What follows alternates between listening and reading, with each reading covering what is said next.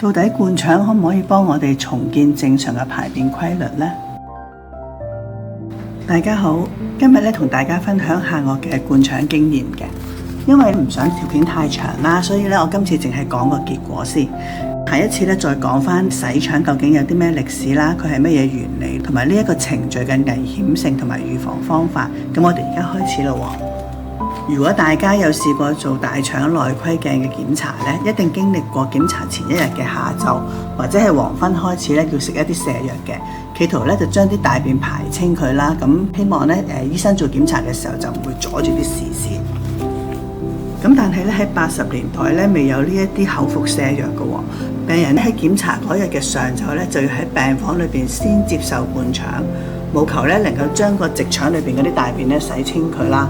咁所以小妹喺護士學生嗰3年嘅訓練裏邊已經幫咗唔少病人做呢個程序，所以對呢個程序都唔會覺得陌生啦，同埋都唔會驚嘅。其實我係喺我確診咗柏金遜嘅5、6年之後先至開始有便秘呢個問題嘅。咁我唔想食藥處理啦，因為我驚對啲藥係有啲依賴，同埋食下就會冇效。咁當時最嚴重試過2個星期都完全冇嘅。咁有呢個經驗嘅朋友就會知道有幾辛苦啦。咁我當時都係靠一啲小型嘅灌腸成藥嚟到幫我嘅，咁效果都唔係咁理想。後來我去咗一間由一位資深嘅自然療法醫生主理嘅洗腸中心嗰度接受洗腸治療。由於我當時仍然係有返工啦，咁我就約咗逢星期六上晝就去洗腸嘅。咁大約2個月，即係8次嘅療程之後我就開始逢星期六上晝喺屋企食完早餐之後個肚就會作動啦。咁自己喺屋企先排咗一次先，咁再出去中心度洗嘅。漸漸地每隔1、2日食完早餐啲腸就會有便意，亦都可以自己去得到。咁樣我前後洗腸大約係用咗半年時間嘅。由一開始醫生係有開到一款益生菌、益生元俾我食嘅。佢話因為洗腸嘅時候好菌惡菌都會洗咗大部分，咁要補充翻啲好菌。